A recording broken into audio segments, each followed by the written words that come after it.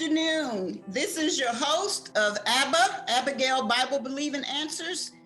And today we have an exciting topic for you. We're going to be discussing our youth, the state of our youth before and after COVID-19, the coronavirus, and the impact that it has had on our youth. We have a dynamic platform today. Our speakers are Prophetess Victoria Haynesworth, which is going to look at the subject matter from an adult perspective, and we have her two children, Ms.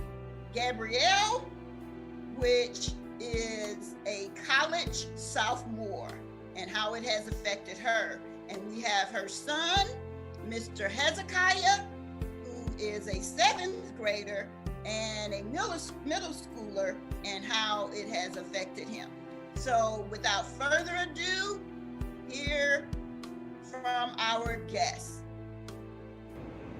Hi, my name is Victoria Haynesworth. I am the CEO of Looking Through New Eyes, and today I'm having a small chat with Hezekiah Smith on the subject of the social and emotional feelings. In the media, we have had a lot of things going on in the media with our youth on today. So talking about the state of the youth and wanting to see where they stand on a lot of the issues. So socially, it has to do with how people interact with one another. So with the children not being able to interact with one another, and we're talking about post and pre-COVID times, and to be active socially, there are a lot of things that we can get out of being social. Being able to socialize can boost our immune systems. It can improve nutrition. Since we tend to eat more. We tend to eat more when we are around others. And being social can also lower our blood pressure. And it can potentially reduce the symptoms of depression. So talking about depression, social, emotional feelings, Hezekiah, how do you feel since you have not been able to return to school just of yet? And so how do you really feel about that? I miss my friends in school, but I also understand why we can't go back, because you don't want to risk your life trying to get sick. And it's not that bad in the house because there is stuff that you could do with your family also. Okay, so you miss your friends, you miss the ability to be with them and everything. So what are some of the plus at being home? You get to get closer to your family, and then you just really get to just chill for a second, and you really just get to have family time also.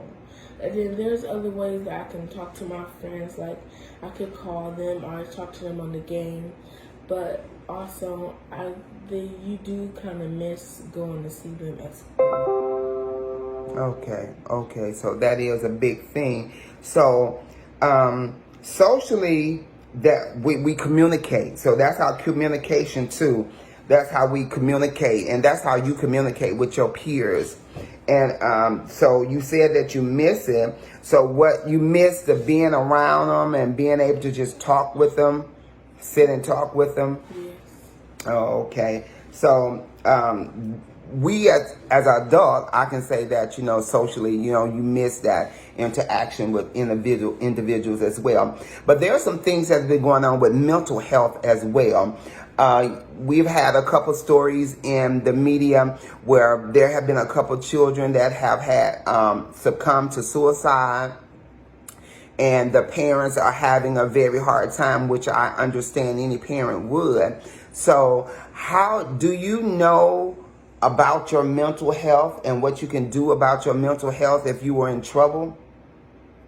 I could talk to my parents and talk to my peers. And I could also, I could be socially in the house with you guys. I could be socially with my sister and my father and my parents.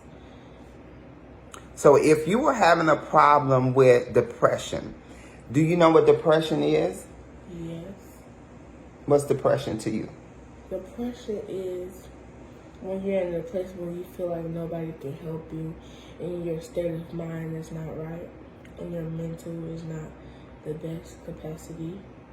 Okay, that's a good answer. That's a good answer. So, are there individuals that you know that you can reach out to during those times when you're feeling overwhelmed? Are you feeling fear? Or are you feeling anxiety? We're gonna just have us a nice conversation about it. So there's this. There's going around a lot of talk about how children feel, the state of children during this time, prior to COVID-19 and right now during this time of COVID-19, that a lot of our children are suffering emotionally and socially. And so I have a couple questions that I'm going to ask on today. And so either one of you could just jump in and answer it for me.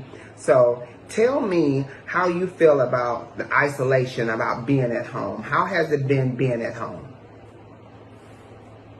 We only in one place. We can't just get up